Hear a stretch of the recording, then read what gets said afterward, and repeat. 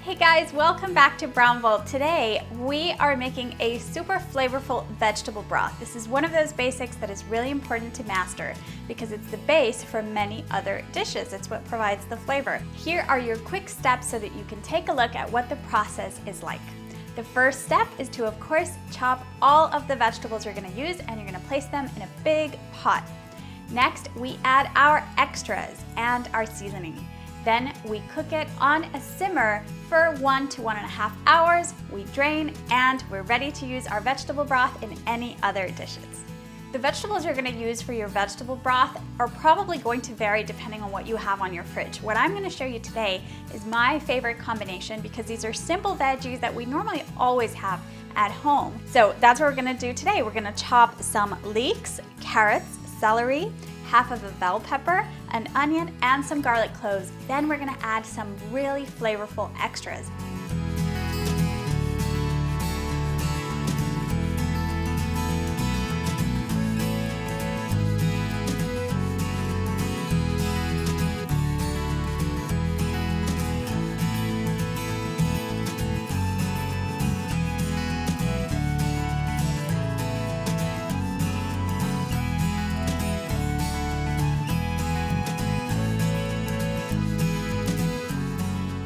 Next, we need to add our extras. We have 5 sun-dried tomatoes here. Now remember, I always like to buy the ones that are already hydrated and packed in oil, but you drain and you rinse them a little bit to get rid of that excess oil. I like to add a little bit of salt to my veggie broth just to make it really flavorful, but it's optional.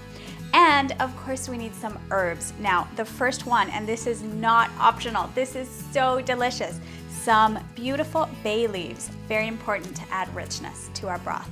And then we have just a handful of your favorite fresh herbs. My favorite is cilantro for whenever I'm making veggie broth, but parsley works really well too. So let's just add that in. We've brought our pot to the stove and let's add some water. So for this amount of veggies, we're adding about 8 cups of water. Let's bring it to a boil and then we lower to a simmer.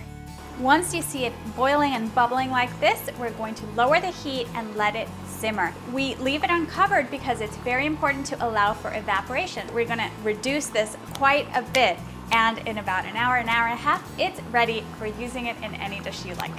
So we've drained our vegetables from the broth and this is what we get. You can now use it to make risottos, to add to your grains when you're cooking them, to your beans, or to any dish in which you might need a little bit of liquid, but you want a flavorful liquid. Now, what are you gonna do with all those veggies that were in the pot?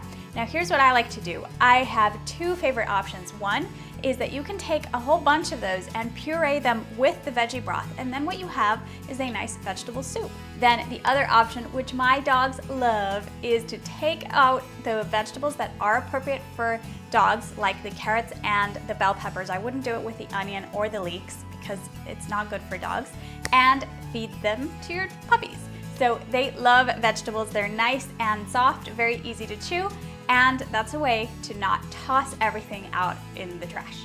Thank you so much for watching, you guys. I hope you dare to make your own veggie broth at home. It's so easy, so inexpensive, and you can really get it flavorful with those extras that we added. And try to experiment. Use whatever you have in the fridge. It will turn out just fine every time.